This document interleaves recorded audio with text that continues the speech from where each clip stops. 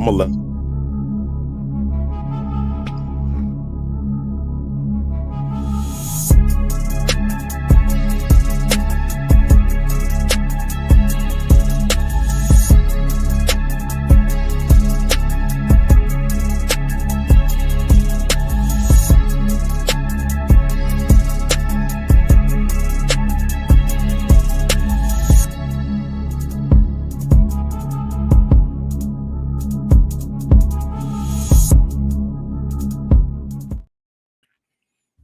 Breeze Nation, what is good? We enter this new year with some hot fire though. It's always, we got the squad.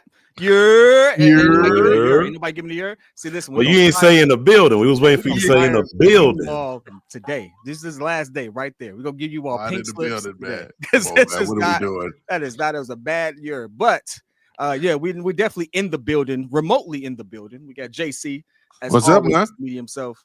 C-Dub, Superman C-Dub. They call him Superman. Yeah. Hey, listen, I love the fact that JC fully bought into this. Hey, man, 2025, man. We coming for ESPN. We coming for ESPN, baby. Coming for ESPN. Y'all know who I am, man. Pettiest Man Alive, P Kid. We are sitting there holding it down because guess what? Our boy P Pat is gonna be a father soon. So he's on baby watch. We're gonna give him a break. He's on baby watch. Shout out to him. Yeah, super producer Joe Holt is fired somewhere. We don't know what he's doing. Like we're not in the studio because we're honestly. And he stole the Monopoly board, by the way. And he stole the Monopoly board. On top of that, though, but no, we got some interesting topics for you all today. It is going to be coach talk because we have some word that Mike McCarthy might be interested in the Bears, not one of JC's favorite coaches, and also Kliff Kingsbury. So we're gonna talk about that and some news around the league, as well as get into some local talk as well. It's coming up on one of our old faithfuls retiring, hanging it up. So we gotta show some respect for that one. So that's all that we're gonna talk about today. Let's get into the topic, boys. Let's get into the topic. But first, how y'all feeling? Y'all good? Oh, man, yeah. Man, we good. Feeling good for a Thursday. Yes, sir. New year, new goals.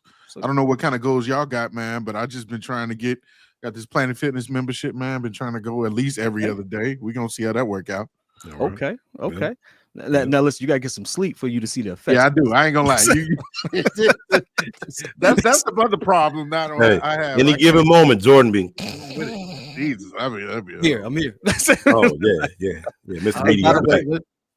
By the way, shout out to the chat, man. We got Baki in the chat. We got Dan Tanner in the chat. Baki.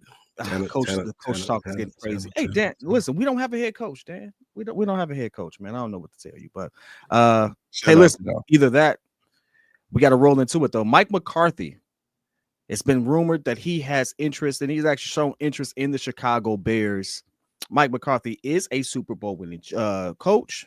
He has had a very good record with his current team, the Dallas Cowboys, despite what you all may feel about him. And pull up his actual record now. But as we break that down, what did you feel, or how do you feel about Mike McCarthy possibly interviewing for the Chicago Bears head coaching job? Well, I'll put it like this. I'll go first. I think that you cannot bypass any candidate first and foremost when it comes to. I was about to say we doing. Yeah, that man too much power. He got too much power. I'm clicking everything. You can't bypass any candidate, and so for that matter, I'd say bring him in the building. Make sure that you assess what kind of game plan he has. What do you think he'll bring to the table when it comes to this organization? He's been a part of the NFC North before as a rival coach. Been there, done that. Actually, he's been successful because he won a Super Bowl back in the day with the Packers. That's the shining kind of like thing on his record right now. And of course, he's been a decent head coach with the Cowboys. We know the Cowboys, at least for the regular season, have always been very, very successful. When it comes to the playoffs, for whatever reason, they just can't get it done. But I mean, overall, you're talking about a good a decent coach, and obviously a better coach than any of the coaches we've had recently. And so you do your due diligence by bringing him in the building. You make sure that you give him an interview, see what kind of a thought process he has as far as what he would like to do with Caleb. My thing is that going to maximize the potential of Caleb Williams? That's my biggest question with any of these coaches. Is he the type of offensive mind that will get the most out of Caleb going forward? Will he max out everything that Caleb can bring to the table? Will he put him in a position where, you know, he can be a potential Super Bowl winning quarterback. He has the talent, he has the tangibles, but we need the right coach. And so for that matter, obviously, I wouldn't say that Mike McCarthy's anywhere near the top of my list, but I would also be wrong in saying that I don't want him to come in for an interview. I got a question for you. I want to get C-Dub's thoughts first. Yeah. I mean, you got to do your due diligence. That's really what it all boils down to, is the Bears just doing their due diligence, right? He's a coach, as you mentioned, Jordan. You know, he is probably the better option of what we've had, right? But is he the best option of what we can get? And so this is like a very unique time for the Bears to really consider every single option, but also consider the fact of, okay, he had a really good tenure with the Cowboys. That last game, I think they lost by 40, I think, that last game. That really isn't like indicative of what type of coach or what type of team he normally runs. They're normally pretty solid, but you did kind of see the Cowboys defense tail off this year. You did kind of see their offense not be as effective as they normally are. And so, you know, those are some things to kind of worry about, right? I mean, you're looking for an upgrade. I mean, do you go for a guy who might be on his way out because he's forced out?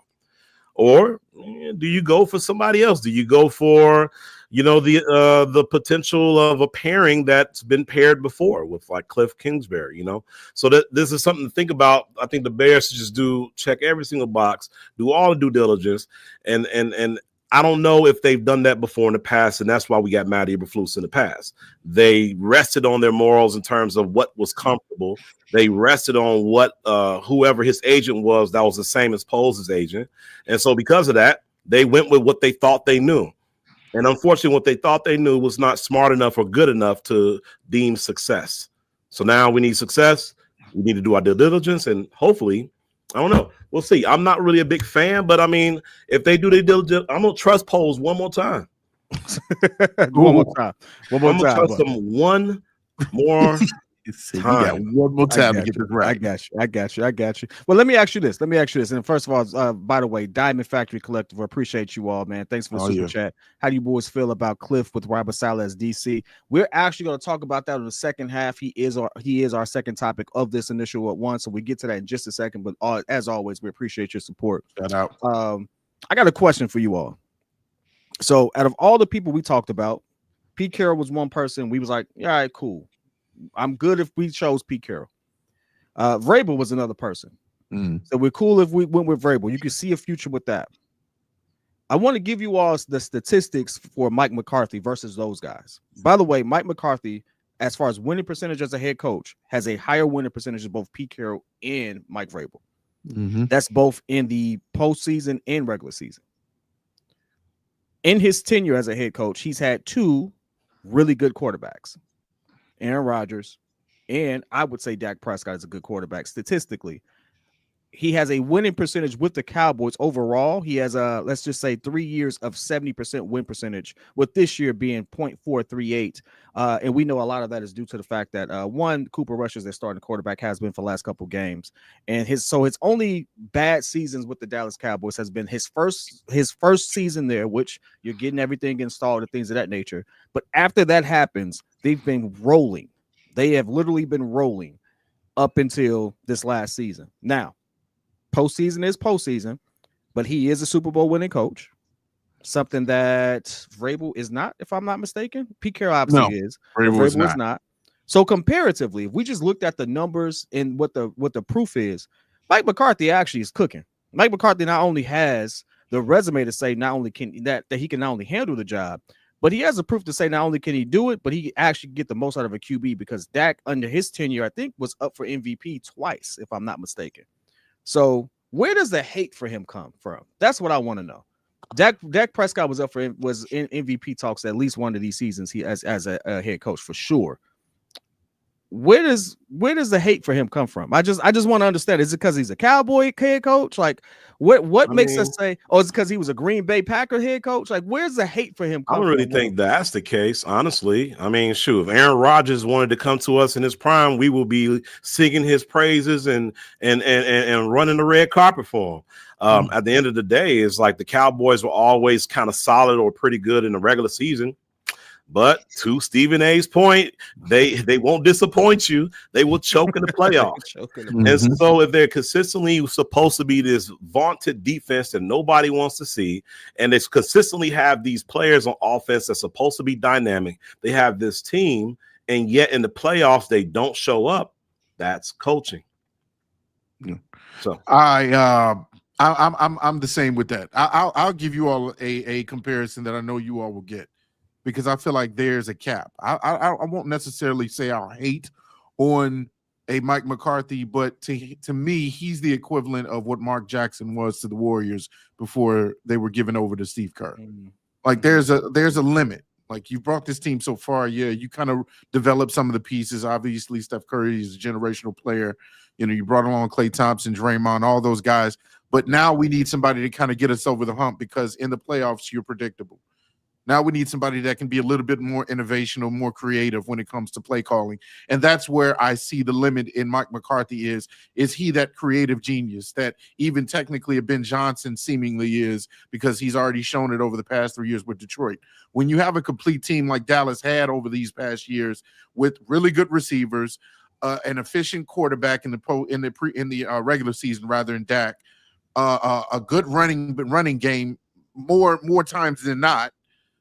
Like you usually have, and the offensive line was one of the best, in previous years. They have gotten old and kind of long in the tooth now, but like the defense was really good at one point as well with Micah Parsons and all those guys. Like, you've had all these pieces, and yet you still couldn't get to the promised land. You couldn't even get a win. And so, yes, I do love the overall record. Like you mentioned, head coach, I think he has a 61% regular season winning record. He's half and half when it comes to the postseason at 11-11.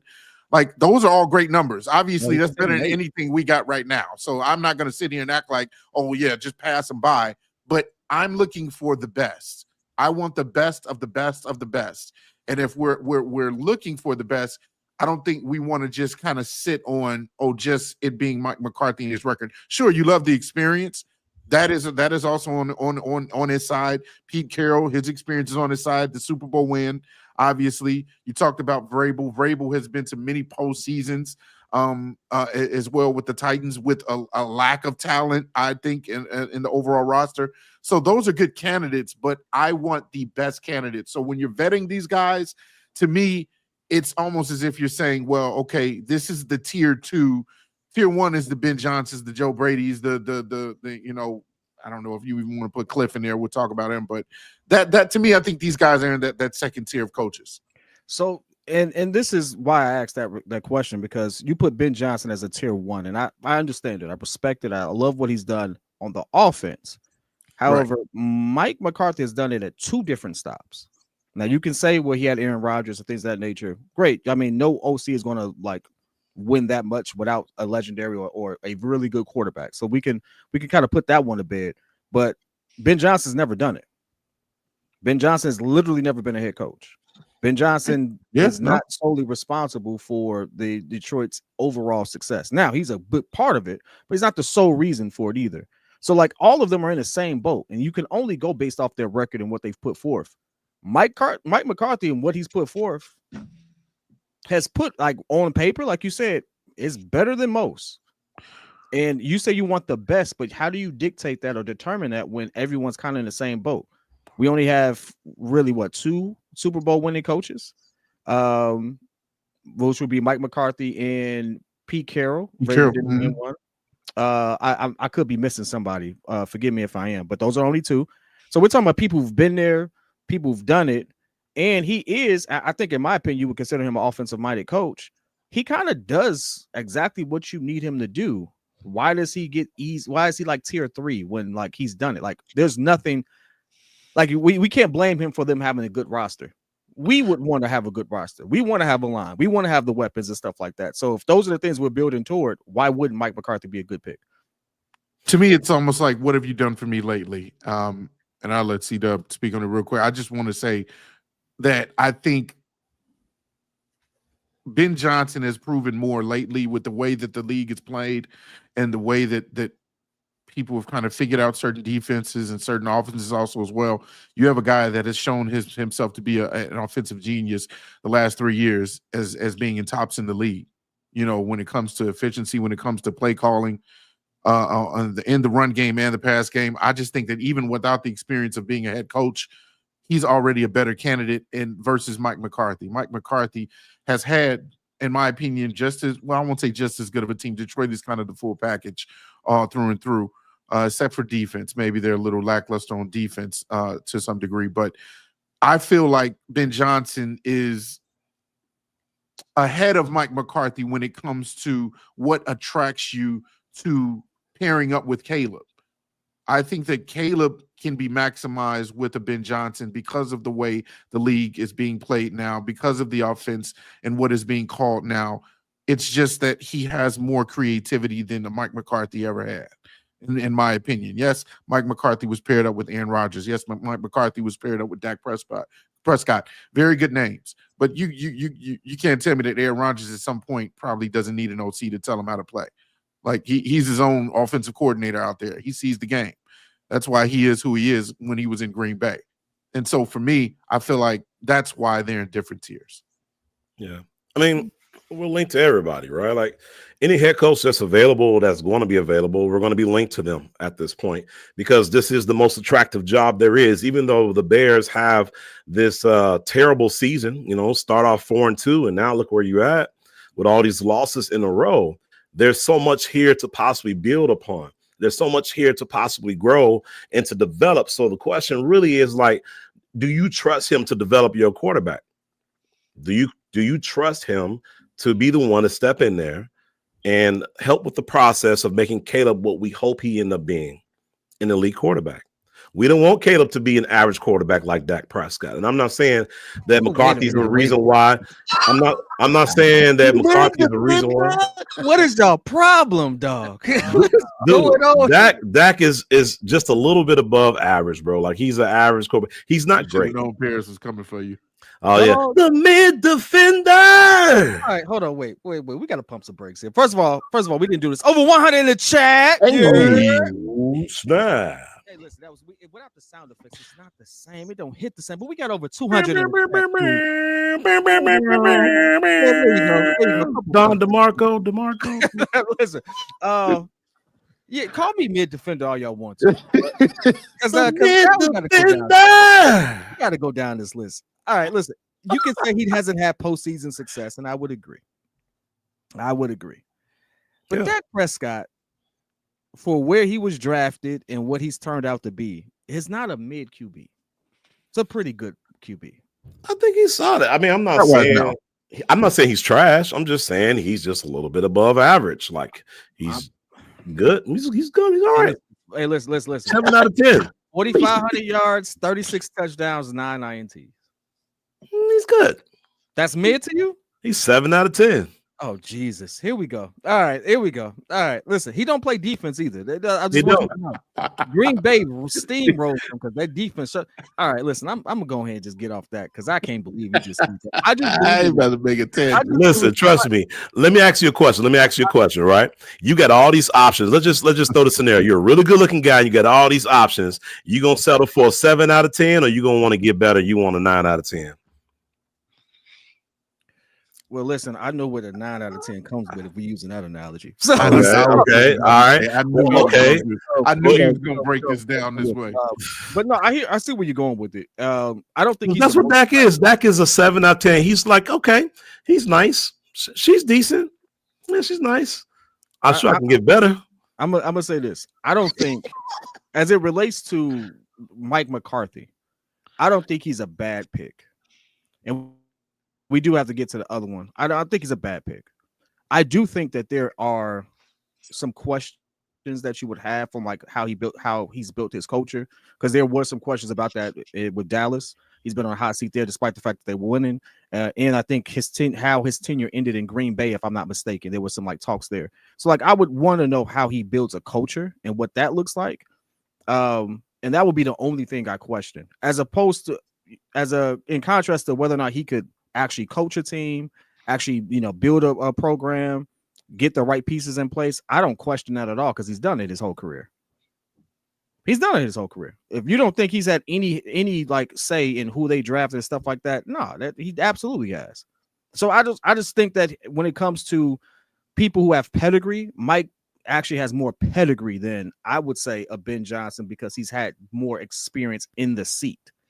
And we need someone who from top down can address it. But I'm not against it. I'm not against it at all. But I will say this. We have to get to the other topic, other coaching candidate, rather. And that's Kliff Kingsbury. And this is somebody that has met with some interesting takes from Pat. I'll let him speak on it tomorrow. But Pat's not a big fan of Kliff as well. But Kliff has been and has a close relationship with Caleb. So when it comes to getting our QB where we need him to be, we absolutely have that person. Caleb himself spoke highly of Kliff. And we see what he's done with Jaden, who he didn't really have a relationship before this season. And look at what he's turned him into. He's absolutely cooking over there in Washington. So what are your thoughts on a Kliff Kingsbury? We start with you, JC. Kliff Kingsbury is another name that you do not bypass because obviously there's connections to the quarterback. When there's connections to the quarterback that you have, and you saw the success that he had at USC when he was the Heisman Trophy winner, you bring him in the building. And I believe they already have before. But, you know, if you're talking about bringing him back in the building, and again, like you mentioned, the success that he's had this year with Jaden Daniels, you know, if that's somebody that wants to be a head coach, yes. But, however, outside of the other people that we just talked about, Kliff Kingsbury scares me because he's already been there, done that when it comes to head coaching on the collegiate level and also the NFL level, and it is not good. He has an under 500 record with the Arizona Cardinals, I believe 3 years as head coach there with a very good quarterback in Kyler Murray. And so, yes, I like the creativity. I like the connection. I like the already groomed relationship with Caleb Williams. However, I don't think that Kliff is the guy to maximize his potential. And many people can, you know, kill me for saying, well, look at what he's doing with Jaden. And again, I stand on what I said since the start. Yes, Jaden is now a Pro Bowl quarterback and he's getting into the playoffs. That's all well and good. That is actually very good. Jaden is an excellent athlete, excellent quarterback at this point. However, at a certain point, Kliff Kingsbury's offense usually gets figured out. And sometimes it can be a little,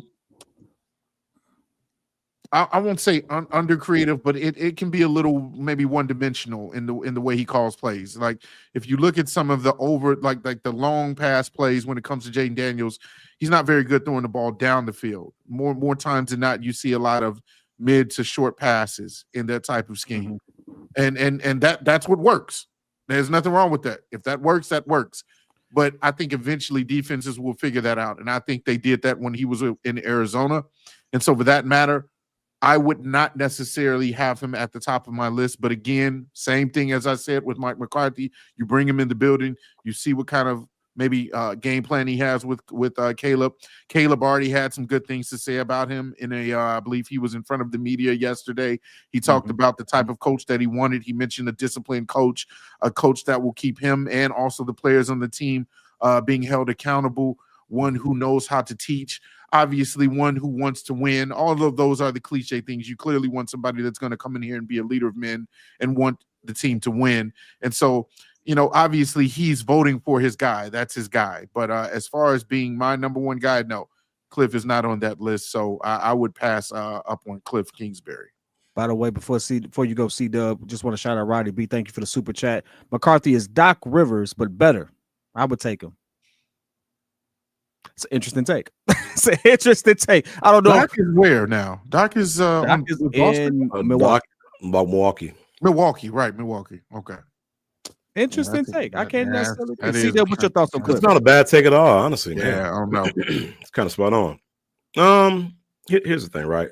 No, he's not top of my list. But like JC said, and like we said earlier, you do your due diligence. You bring him in and interview him. Obviously, there's that connection with him and Caleb, and there is possibly a comfortability factor that Caleb might feel with a potential head coach and a guy he's already used to being around in Kliff Kingsbury. And at the end of the day, you know, his offense is pretty good this season. I mean, I think Washington is like top 4 in total offense. I mean, I want that. I want top 5. I'll take top 10. We're not there. So like if he's going to help elevate the offense, and again, this goes back to what is our most valuable piece on this team. What do we put all our chips in for? What do we skip the hall for? Our quarterback. And that is Caleb Williams. And it's all about his development and him getting better because he's our future. And if Kingsbury is going to make him better, if he's going to design an offense around him to make him an elite quarterback, I might sign up for that. But Ben Johnson is kind of out there. So my thing is like, all right, Ben Johnson is kind of my number one guy. If Ben Johnson decides not to go with the Bears, between Vrabel and Kingsbury, all right. You know, the thing is, I like Kingsbury. But I like them as an OC. When it comes down to us looking for a head coach, you're looking for someone who coaches more than just one guy. Mm-hmm. And if this was a situation where we had everything on lock, maybe our defense didn't fall off a cliff and things of that nature. If I didn't have to worry about really creating and resetting a culture here, I wouldn't be opposed to taking a risk on a first-time head coach like Ben Johnson to just solely focus on the offensive end. I wouldn't be opposed to just going after Kliff Kingsbury, but again, he had some culture issues and locker room issues that they talked about. I don't know how legitimate those things were, but those were things that actually were spoken of and led to his tenure being cut short with Arizona to the point where they're still paying him, I believe. I think they're still paying him. So like those things are kind of worrying me in that situation, right? So I'm out on Kingsbury as a head coach. I would love for him to be in the building though. And I think you know, that's not going to happen because look at what he's done with Washington. Look at how comfortable that job is. And ultimately, I don't know if he would actually want that. Now, obviously, he would have to want to interview and accept that type of interview. I'm just not necessarily sold on these coordinators that, you know, really just haven't had great experience at the head coaching position based off of our needs. Any other time, Ben Johnson's my choice over any of these guys because I see what he can do. I see how he's totally changed Jared Goff's career around and how he's definitely supported Dan and everything like that. That is amazing. Like, Jared Goff was in MVP talks this season. He's been cooking. Like let's be for real. But at the end of the day, calling a spade, we need so much more than just offensive help now. We need so much more than just, hey, let's worry about the QB. I think Caleb's going to be just fine. I don't think this season is going to shake him up. I think we get him some protection. The kid is going to be fantastic, right? But I don't know what type of culture these guys set and who they bring with them to do that. And I also don't know if they are able to play the game that the McCarthy is going to have them play at first. There's so much nuance to what has to happen for us as a team that I'm like, I would rather have a guy who has pedigree, who has respect, who has a little more connections.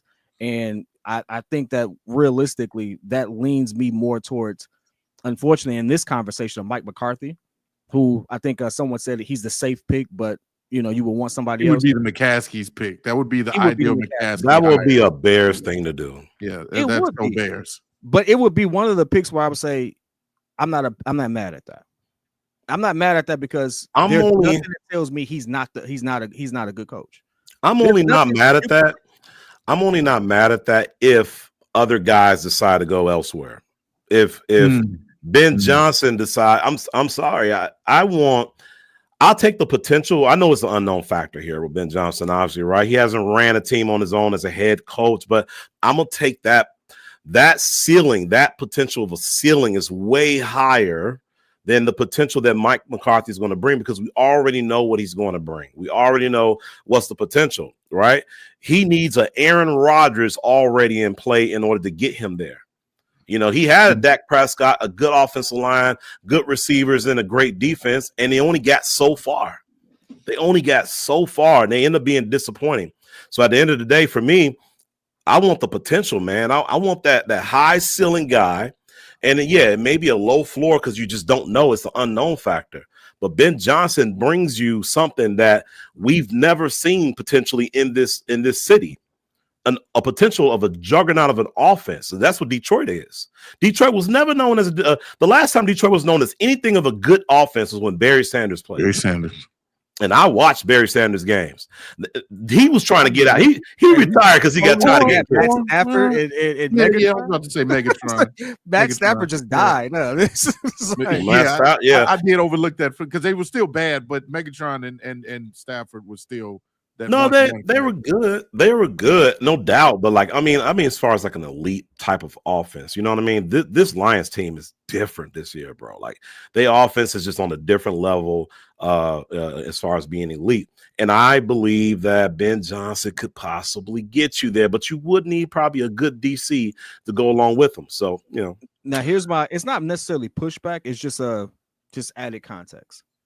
2 years ago, Dan Campbell was on the hot seat. Mm-hmm.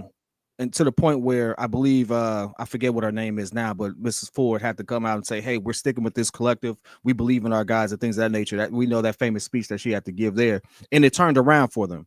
But that was because they made a trade, and if you look at the picks they got from that trade for Matt Stafford, they filled out a lot of this roster. So that's good GM work right there.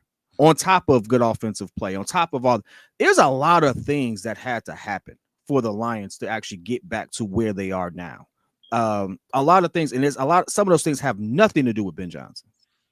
Some of those things have nothing to do with him at all. It's literally like from top to bottom as an organization, they put their best foot forward, and it's like, we're going to do the right thing to get this organization back on top. And it worked out.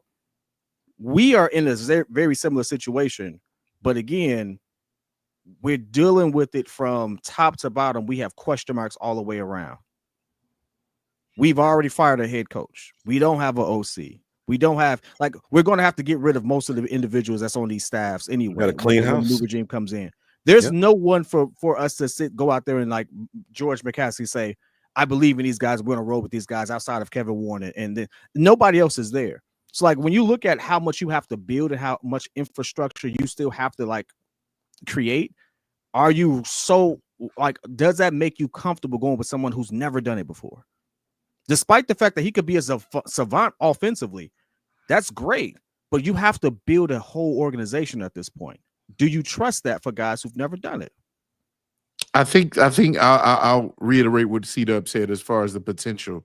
You want to go off the potential of everything that you've seen in Ben Johnson now. And I like even what Colin Crane mentioned, you understand scheme, balance, and player personnel. The way that Ben Johnson talks, he talks as if he is the leader of men. And so, yes, he hasn't done it yet. There is no resume of head coaching experience like these other guys. But the potential is something that I feel like you just cannot pass up on, which is why he is not only a top candidate for this team, but a top candidate for a lot of other teams. Yeah. And that's the reason why you put him at the top, even over these guys that have been there and done that, because of just, like I said, the way the league is going now with offense, him being at the tops and ranks of that for more than 1 year, more than 2 years, like there is some legit experience of how to call a game offensively for this guy. So he's seen maybe defenses adjust to his adjustment and then make another adjustment and still be tops in the league. So that's what I love about the potential of a Ben Johnson and being over the entire team. Yes, it's more than just the quarterback, but I think that you have to focus in primarily on who will make Caleb his absolute best.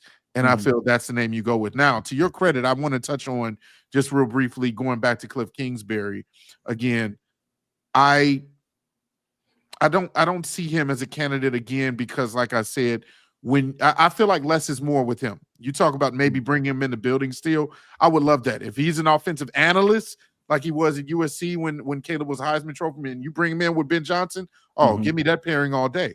I'll take him as somebody that can, kind of be the Caleb whisperer, at times. Bring him in the building. Do I want him as the head coach? No. We've seen him kind of be bad when there's more on his plate. We've seen those type of players, or rather coaches, where they're really good in their specific role, but then when you give them a little bit more, they kind of plummet a little bit. I go back always. I've talked to Pat about this. I go back always to Vic Fangio when he was the Bears defensive coordinator. When he was defensive coordinator, period. One of the great defensive minds in the game at that time. Then when he deservedly got the chance at being a head coach over Denver, didn't work out. Sometimes less is more for certain people. I think that when you stay within your role and you are a perfectionist, or you're a very good person, a very good coach or a leader of men in your role, I think that goes further than trying to add more on to certain people. Now, of course, that could sound hypocritical because, again, we don't know about Ben Johnson. But again, that's where I say the potential is there. Kliff has already had his chance at head coach. Ben Johnson hasn't. And that's why, again, I put him at the top. Yeah, I mean, at the end of the day, it's like you want the best for Caleb. I mean, this is what it's all about, man. Like, the defense is more of a collective, right? The defense, and sure, the offense is too, right? The offense is a collective. You need an O-line, you need the trenches to be strong in order for the quarterback to develop and to have time in the pocket, all those good things. Mm-hmm. But in this league, who wins MVPs? Quarterbacks. Who gets the most money? Quarterbacks.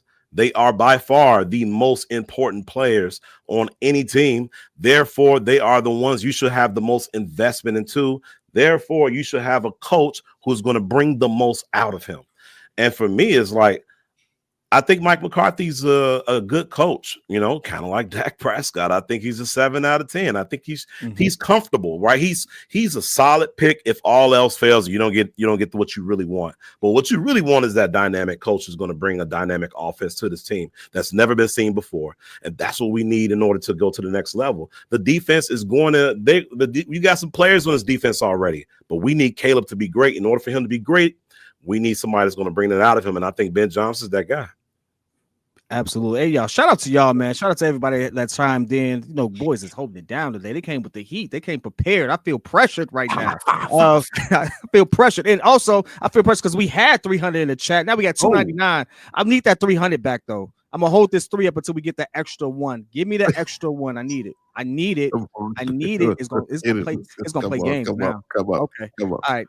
Your mama. I'm gonna be back for that one. Went down to 297. Now we lost 2 more. Jesus. All right, that's what I get for insulting people. All right, listen, no, but if you all can do me a favor, like, share, subscribe, leave the review. Y'all know how we move. We want to continue to give you all this hot content. We appreciate y'all support. I want to add this real quick, just because I like this conversation, like this flow about what we got going on right now, right? Is this really the most attractive head coaching job? I know we've talked about this previously, and we have. There we go, over 300 in the chat. That's what I'm talking about, baby. That's what I'm talking about. 300. I appreciate that. 300, baby. Hey, listen, I want to know, is this really the most attractive head coaching job? And the reason I ask this is because of this. There's a couple people out there who may be on the chopping block. The Bengals job ain't as secure as people say it is. And if we're going to be honest, if you have the chance to go coach Joe Burrow, you go coach Joe Burrow. Right? Like, you go coach that man, right? So with stuff like that out there, we know there's some other teams who realistically, and I know this is an offshoot, this is not something that, you know, I just want to add that in, it's just a tidbit, and then we can move on to the next one. Is this really the most attractive coaching job based off of everything you see and what else may be out there? Well, what would you say is the top 5 spots that are open right now that will be open after this offseason? What would you say is the top 5 teams that's available? I'll be honest with you. I didn't even think about the Bengals until a couple days ago. Yeah. And then I heard someone that mentioned it today, some of these shows, how that job may not be as secure as people think it is. I think the Jets situation is interesting still. Saints and the Titans, Gucci Finesse, shout out to you. Yep. Yeah, I think that's Saints and Titans, yeah. And you know, when I look at it, it's like, I don't know. I think we're obviously a top 5 destination with how much cap space we have. You know, the storied franchise. If you can bring a Super Bowl to Chicago, you're getting a statue. Like, it's been that long. And it's been that long, bro. So shout out to Baki with the super chat. I appreciate that, man. I'm gonna get to this real quick. He said, I hate to say look up to Green Bay, but look at Matt LaFleur. He was the OC in Tennessee, and his offense was rated 25th, which is way lower than what Ben Johnson offense is now. But Green Bay seen potential and looked past an experience. Shout out Baki. Okay. Shout out to Baki. I did not know that, but I will say they took a real big also leap. Came up under Vrabel's coaching tree as well. You know what, Paris? You said the key thing, right? You come to Chicago and you win here, you will be Dicka. There will be a restaurant named after you. There will be an honorary street. There'll be an honorary street named after you. And honestly, if you're a competitive dude, you're a competitive person, would you not want that? Would you not want that title as being the best or being the savior of a team? Like every dude who's a competitive guy has an ego, and my ego tells me that I'm able to pull together a franchise that's been struggling for so long, and possibly a quarterback that's supposed to be generational. So if you got a supposed generational quarterback in a top 3 city, a top 3 market city, a city that is thirsty and is looking for solutions and an answer on the offensive end, something that we've never seen. We've always seen defense. We've always seen running backs, but we've never seen an offense that's dynamic. We just barely beat teams. We beat teams 19-6. That's how we win games. But that's not today's NFL. You possibly can develop a quarterback. You got a top 3 city. They're building a new stadium. There's so much on this.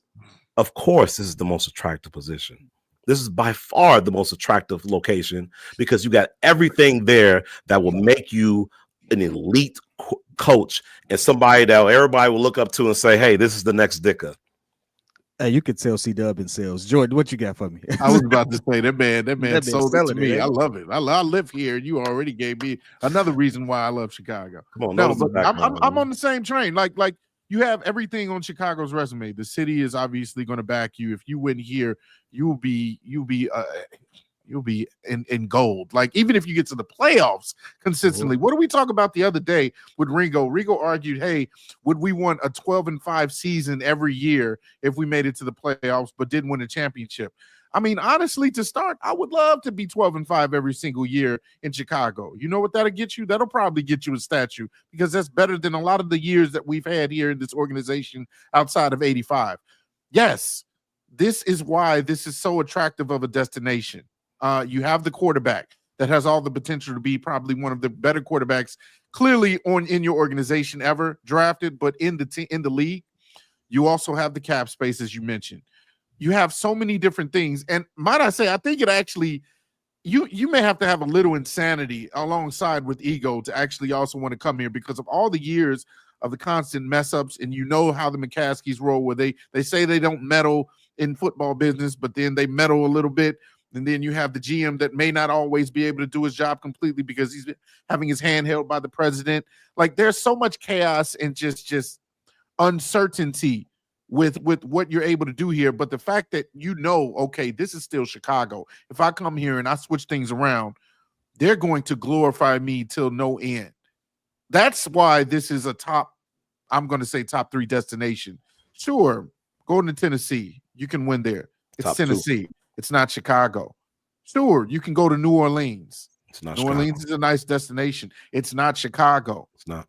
New York, okay, maybe a little bit of a challenge there. New York Jets, that's good. Okay, New York's fine. Obviously, a top. Ain't got the quarterback, baby. But ain't got the quarterback. Come on. And I beg to differ that I think Chicago has a better fan base because you don't have fans clamoring over 2 teams for one city. So again, Chicago is a top destination for so many reasons. You come here, you are literally God. If you can lose 10 games in a row and we'll still have a sold-out Soldier Field. I'm gonna play devil's advocate. I think when you have an ownership like let's say the Giants, right? We can say whatever we want to say about the Giants. You know, the one thing I've always respected about them, they got it wrong, right? They definitely got it wrong. They got it wrong with Saquon. They got it wrong with Danny Jones, Danny Dimes, whatever you want to call him.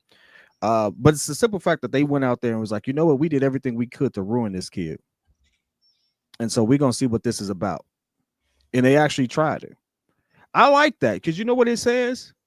It's something I haven't heard George McCaskey say in a while. We messed this up. We messed this up. And so an ownership that can take accountability, is willing to put people in place and kind of get out the way, makes this a more attractive, makes those other places a more attractive place than Chicago. Yes, the fan base could be great. Yes, we are a major market. All of those things are true. But if we're going to be that type of city that or type of organization that micromanages people, doesn't give them the tools that they need to succeed, handcuffs them, that in itself, despite all you have going on for you, could make it could turn some people's stomachs. And that's the one thing I will say. You have to have someone who is very strong-willed to come here. because this is not going to be easy. And it's not going to be easy because of the fans. Like, I think we all just want someone successful and wants to win. It's not going to be easy because of the organization. And that's what I think of. I think of that part. And so is it one of a top 5 destination? Absolutely. I think so. But when I see names, like I see this name in the chat, Brian Flores, I could see Brian Flores as a Bears head coach. Why? Because he has the mentality. It's a safe pick. It's a safe pick, but he has the mentality. He does. I know he has the mentality because he went to bat for against his ownership on some things with Tua. Absolutely. I'm not saying it was right, but he was definitely like, no, I don't want this guy. Right? Handled it wrong, but I like the mentality. Would he be good for Caleb? No nonsense guy. Anytime you say, hey, listen, Nate Davis, I don't know why Poe signed him knowing that stuff. Get him out of here. Pete Carroll, we know Pete Carroll was not taking it. Pete Carroll was not laying down for nobody. How old is Pete Carroll? What, 73. 73, yeah. Right? So, like, when I look at those personalities, and I'm not advocating for one of those guys, I'm just saying those are the personalities. I was like, those are the only personalities I can see succeeding in this type of city with this organization, and the ones that can look at a process and be cool with tearing it down and rebuilding and going through the ebbs and flows of it and telling you, hey, no, just let me cook. Shut up. Like, those are the type of things. So I'll say that. I can agree it's top 5. I don't know if it's the best. And that's only because if the Bengals job becomes available, you'd be stupid not to want to coach Joe Burrow. That's the best offense in the league. It's a good destination. I'll give you that. That's a legendary quarterback already. That's a legendary. Yeah, but you get an opportunity. Already. But if you get an opportunity to make someone legendary, that makes you legendary. Why are we not praising Mike McCarthy for being this legendary quarterback when he won a Super Bowl and he had Aaron Rodgers? Because he was already great. Aaron Rodgers was already a great quarterback. You get an opportunity to make Caleb into Aaron Rodgers. If you can make Caleb into Aaron Rodgers, that makes you greater than already having Aaron Rodgers, already having an elite quarterback like they do in Cincinnati. Mike McCarthy, when he won with Aaron was just was like in his second season starting. Like, you saw the potential. You didn't know he was going to end up going on this 3-4 MVP run, but he won. When he won, I think he maybe had one MVP. Yeah, but the difference is Aaron Rodgers wasn't messed up. He wasn't tarnished already. He had to sit behind Brett Favre for 4 years, so he had all that experience that he got to teach and learn from. And McCarthy got there in 2006 when he was drafted. Well, I'm just saying, no, but I'm saying either way, he didn't get to play until his 4th season. Or he wasn't damaged coming out of the gates. Caleb has got the most sack quarterback. He might, how many sacks he got? 66? 67. He might break the record this Sunday. So, like, Caleb could be damaged. This is a person that needs to be fixed. Aaron Rodgers didn't need to be fixed. He was groomed. He was tutored. He went to an Ivy League school for 4 years behind Brett Favre. Caleb is coming straight out of high school, going right into this thing in the fire. And we're going to have that conversation. Brett Favre didn't want nothing to do with Aaron Rodgers. Still got to sit behind him and watch and learn. He didn't care to take that kid under his wing. Aaron Rodgers just ended up being Aaron Rodgers, and Mike McCarthy was there for that transition. That's why that's why I give him the credit. By the way, I did miss a super chat. I do appreciate Richard. I don't think there was anything in there. Man. Thank you so much for the support. Got another super chat by Diamond Factory Collective. Didn't we have a winning coach and fire him after a winning season? And what makes anyone want to trust this organization? You know what? I'm gonna tell you this, Diamond. I am, out of everyone on this panel, I am one of the people who came into football late. So we're talking about late 2010s. Did I really start taking football seriously and paying attention to it? I've always had that question. When I look back at the history and I try to remove revisionist history from it, I still don't understand why they fired him that way. I still don't get it at all. Well, but I'm gonna let them go ahead and answer it. Because the caveat behind that is that they were ended the season 10-7. We're talking about Lovie Smith, who was one of the better coaches we've had in recent history. But I think the reason why is because of how they ended the season. They went on a losing streak because they started off strong, and Pat always goes to this point, which is why they let him go, or they made the excuse of saying it's now time to move forward. Would I have done that? No, because you still ended the season on a 10-7 record. Or rather, it wasn't 17 games; it was 16 games, so it was 10-6 maybe. I'm not exactly sure about that, but you had a bad end to the season with Lovie, and I think that gave them the reason to kind of say, you know, here's your papers, you know, thank you for being the coach for this many years. So yeah, that's how it ended. Of course, I don't think that was the right decision, but of course, that's what this organization does. Got you. Hey, since we're talking about Bears, we're talking about Green Bay. Let's move into this little preview because we got to talk about it. That game is coming up, last game of the season. We're talking about one. I have this question just because I already know what the recap is going to be. Like if Green Bay's resting players, which they shouldn't be realistically, then we probably get smoked. And I think we all agree with that. We probably get smoked. Yep. It's like Green Bay. I would hope we don't get smoked, but yeah, maybe. Yeah. Yep. My question to you all is this: if we get destroyed, will there be more heads rolling in the organization? Because for some odd reason, you can lose out, and if you beat Green Bay for some odd reason, that's a nice little caveat to the season. You got some safety right there. But if you lose to Green Bay in disastrous fashion, somebody ends up getting fired. So now you obviously don't want to lose like that. Yeah. I mean, you don't want to lose like that, right? You don't want to lose in disastrous fashion, but I kind of want them to lose. I mean, we're in the running for a top 10 pick. What were we at? We probably were picking 8th or 9th at this moment if all things were where they at right now. So you win this game is pointless. What does it do for you? So what? Forget your pride. I don't care. Like at the end of the day, it's like, let's just try to get a higher draft pick at this point. They rest in their players' potential. And if they do, I mean, yeah, the Bears got a shot to win. And it would look really bad if we lose really bad. But the Bears have proven to be a bad team in the last 10, 11 games. So at the end of the day, I expect them to lose. The Bears front office should expect them to lose. And the Bears front office shouldn't have any expectations on winning this game. Again, we've been saying this. Kind of. What you say?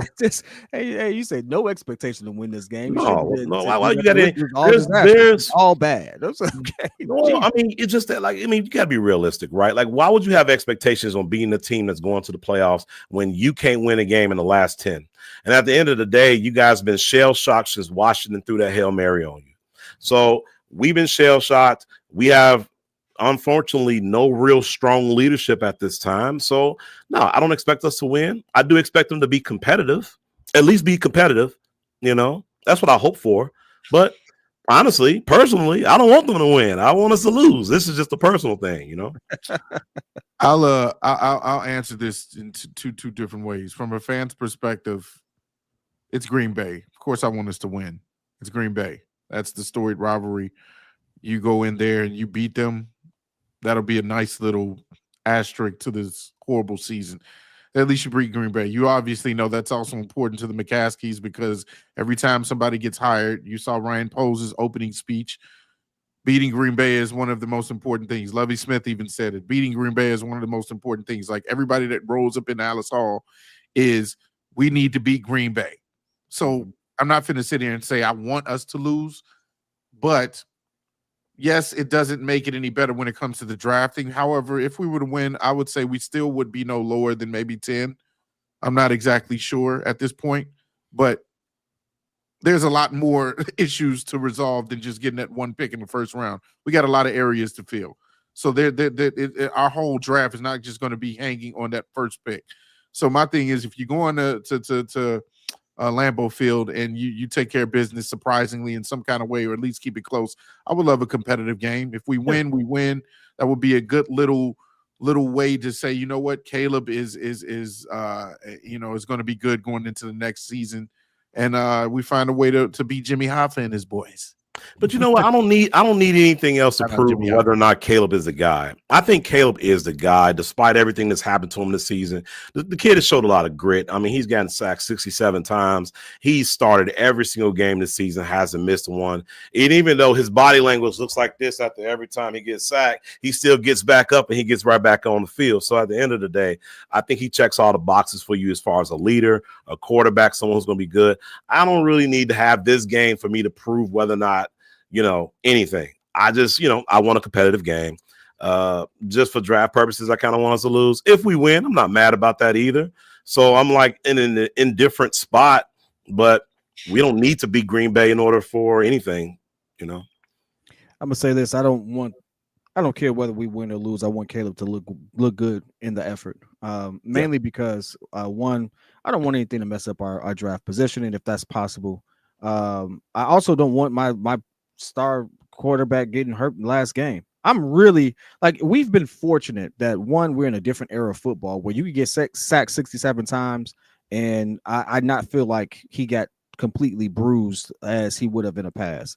I just don't feel good about this last game. I mean, realistically, it's a pointless game for us. I wouldn't be like, depending on how this game starts off, I wouldn't be surprised if Caleb is sitting the second half just to end it. Now, that's probably not what you want, but like Green Bay could pin their ears back and get to the QB, and they are fighting for something. There's no reason for him to be out there. Realistically, kid, I'll say this. You know what would change this? You know, if Green Bay needed to win this game to make it to the playoffs, then yes, I want to win this game because I want to spoil them from making it to the playoffs. But they're already a shoe-in. So at this point, you know, what are you playing for? Pride. They're playing for pride. You're playing for pride. Yeah, I would love to win because I want to win. At the end of the day, it's still a game of football. I'm a competitor.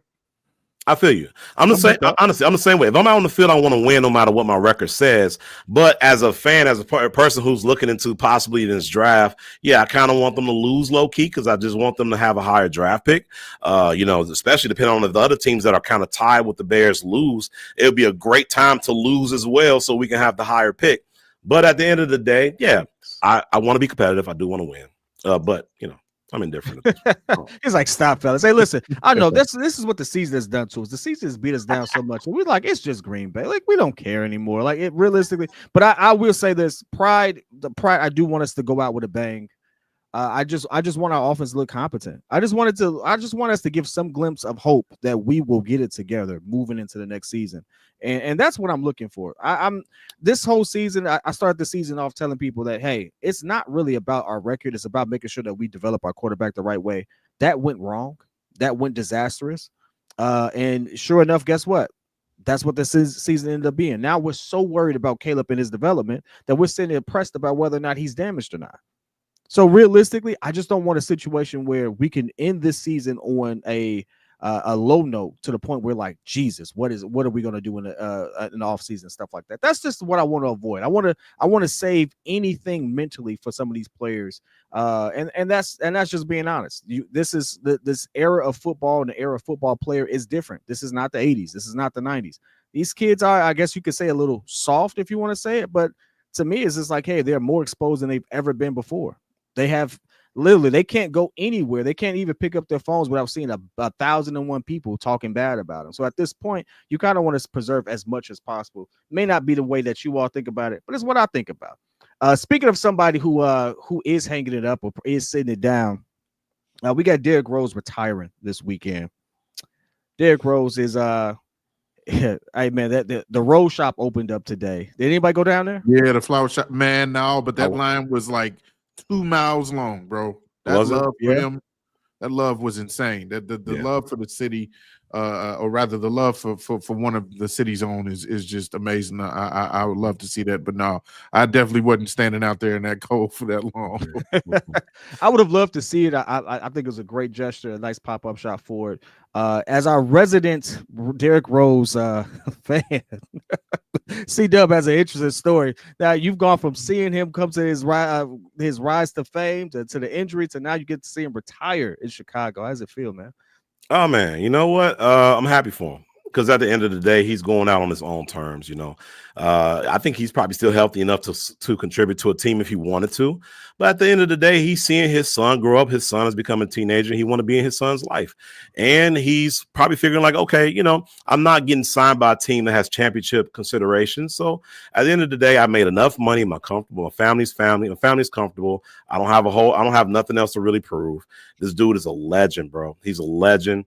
I was at the game when he first tore his ACL in the playoffs against Philly. It was one of the worst days of my life, obviously. But I mean, you know what? His story, bro. His story is a story that anybody will want to aspire to, right? He's a rose that came up from the concrete, right? Somebody that fell down and got back up.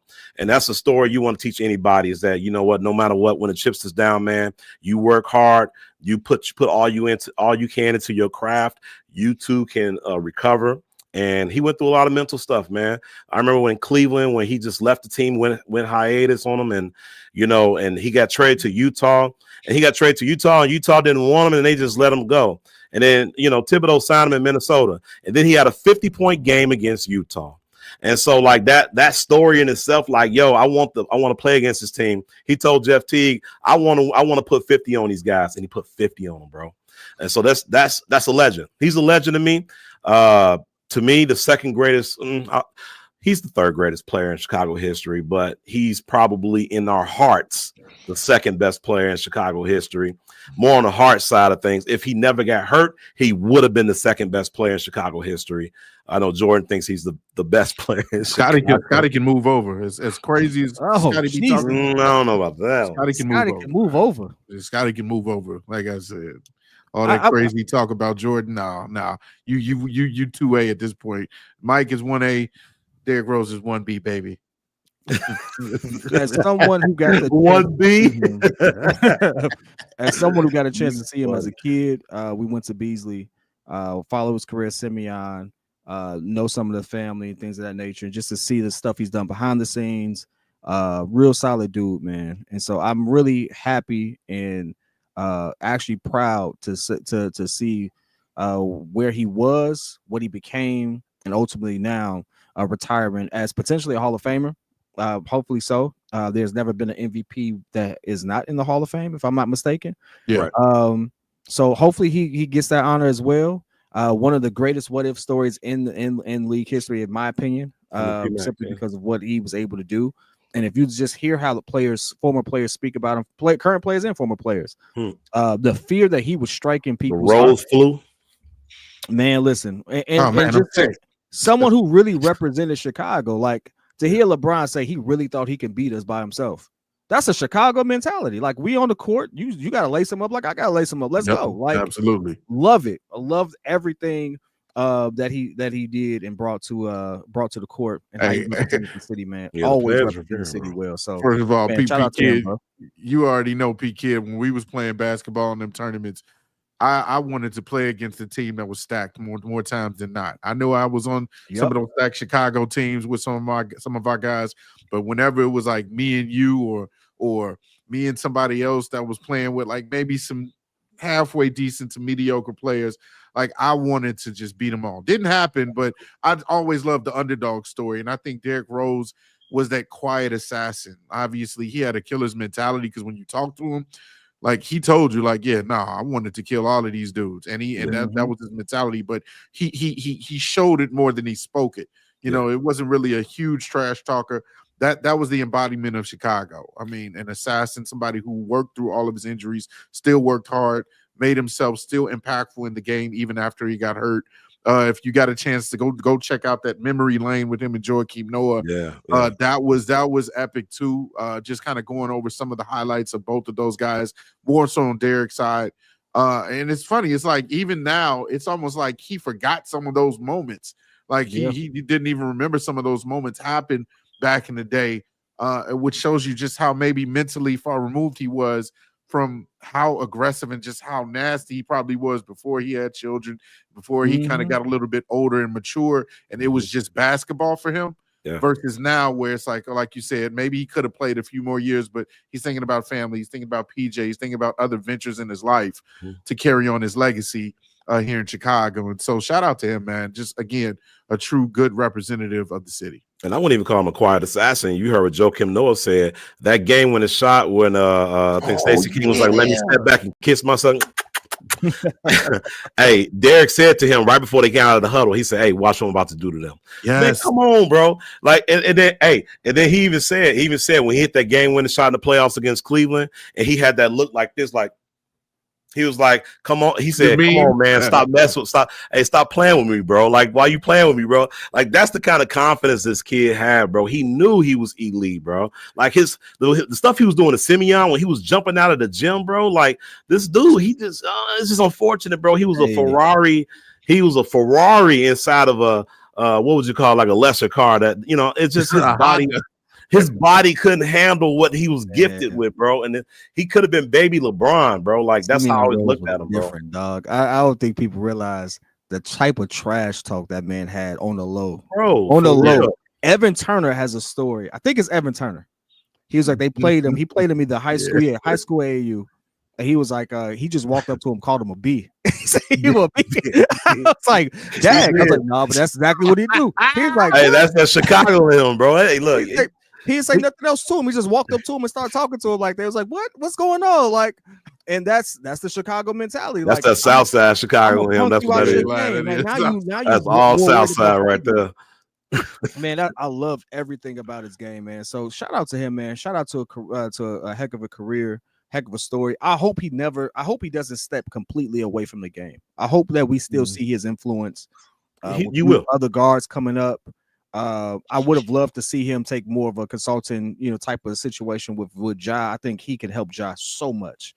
I think Ja has a real opportunity to still be the face of the league, much like D Rose had. And it's a 7'5" guy in San Antonio. That ain't winning at all. That he could be an alien all he want to. That kid is. And he get a team around him. It's over. Yeah, you got to win. You do got to win. You got to win. And you know what? Ja is exciting. He still has that gritty edge. Like there's still that opportunity there. But just the style of play, the way he attacks the basket, the fearlessness. There's a lot of kids now or young adults now that's playing the game that remind us so much of Rose. Yeah. That it's like, I just hope that he still continues to have that level of influence and that he can like coach on some type of level, whether it be development or not. Because I would love to see just, him instill that personality into those other players. But we'll never know, man. The story's not over. It's just a different chapter for him. So congratulations on a good career. I hope he gets that nod for the MV Hall of Fame.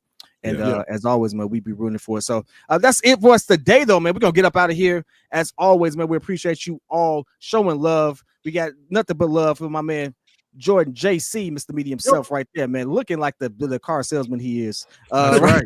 I got this Honda 85 for you, baby. Hey, man, we got the other salesman right there who sold us on the game of coming to Chicago. Calvin Superman C-Dub. He sold the heck out of that Chicago coaching job. He told you the truth. Hey, it's the best job in the world, huh? It's the best job. What is it? Not in the world, but like like as far as open opportunities in the NFL, it's the best open opportunity. You know what I'm saying? Look at that beautiful backdrop of the city. Hey, he sold it so well. He represented it. Like, listen, you gotta be in sales. That this man right there, he got the glistener. He got a haircut just for this too. He made a whole professional pitch for this joint, man. Hey, man, listen, you got to get a cut every week, man. Got to every week. Fresh. I need to get one, man. I need to stay fresh. I'm out here bogus. This is I do too. This is not working, man. But we appreciate y'all, man. Much love. We'll see y'all tomorrow. Deuces. Yep.